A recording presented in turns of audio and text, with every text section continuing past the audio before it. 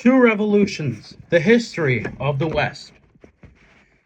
If these sacramental ideas about the arche, ultimate reality, and becoming human were the foundation of the early church, what happened to them? How did modern, non-sacramental Christianity come into existence? To answer these questions, we need to take a step back and understand the factors that shape the world we live in. We need to step out of the water so that we can see it better. To do that, we must review a little bit of our own story as a civilization. History is rarely titty, but a few broad generalizations will help give context to the discussion. If we look at Western civilizations in terms of the history of its beliefs, we find that it has three major eras, each dominated by a different worldview. Scholars used to call these eras ancient, medieval, and modern. But a better way to understand them is by the worldview that shaped the civilizations of each era. Pagan era, a Christian era, and a secular era. This isn't to say that there weren't people in each era who believed other things, or that there weren't variations in their beliefs. When historians talk about eras like this, they're talking about how a whole time period is formed by a particular way of thinking about the world. The general worldview of paganism was that the world was governed by various divine beings who needed to be propitiated with sacrifices. This was the core idea around which all the major cultures of the ancient world were formed. When Christianity became the dominant worldview of the West, this kind of sacramental system was replaced by a different way of viewing religion, one based on the new Christian ideas we discussed in the previous chapters. With the dawn of the modern era, the idea of religion itself was reworked according to a new secular way of viewing the world. There are two major transitions. Therefore, in the worldview of Western civilization, the transition from paganism to Christianity and the transition from Christianity to secularism. Let's take a brief look at each. The first revolution, the dawn of Christianity. When Christianity emerged in the midst of the pagan world, it caused a tremendous and explosive revolution. Not through any violent uprising, but through a radical set of new ideas that no one had ever imagined until that point. Over the course of the next few centuries, those ideas would transform the entire pagan world down to its very foundations. At this time, most pagans believed in some conception of the arche, though they were often skeptical about their ability to interact with it or understand it very well. Then came a group of people who began insisting that the arche had somehow become a human being, not just in appearance, but in nature, and that they had encountered him and were changed by him. This had strange, staggering implications.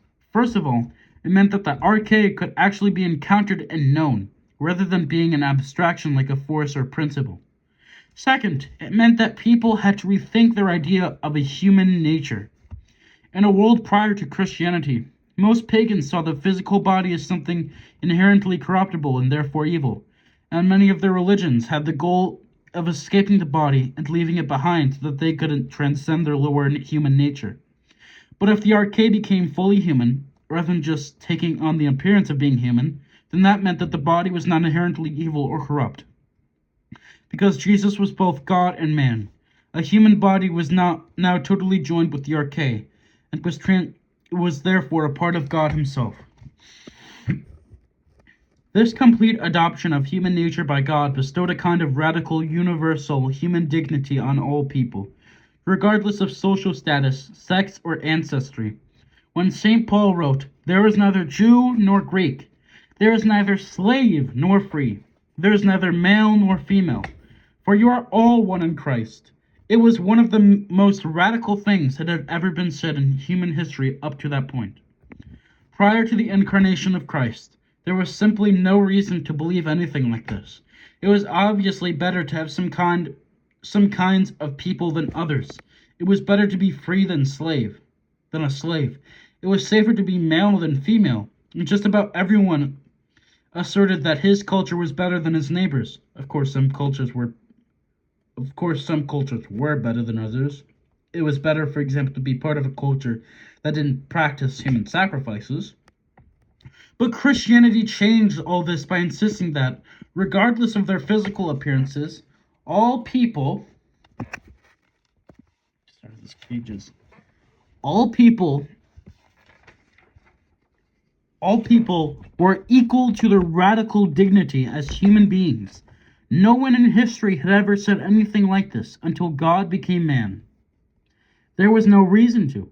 The second event that transformed pagan civilization was the resurrection. Jesus, the incarnate arche, had been put to death by his enemies. And not only did he return from the dead, but in doing so he also conquered death itself.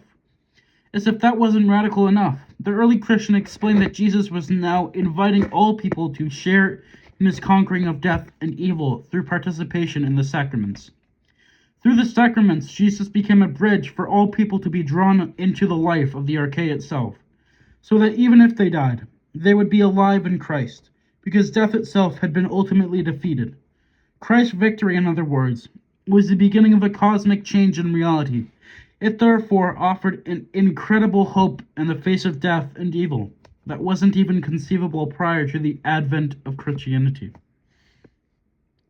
This hope was so strong that Christianity was able to endure in the face of violent prosecution. By the ruling powers, brutal executions and tortures did nothing to quell its spread. On the contrary, it spread like wildfire all over the Roman Empire, until finally the Roman Emperor Constantine became a Christian and declared an end to the persecutions. This put Christianity at the heart of the empire, not simply making it the first Christian state, in a sense, but inaugurating a new era of civilization altogether. This civilization had 3 distinct features, and we'll get to that next time. Thank you all for coming, and God bless.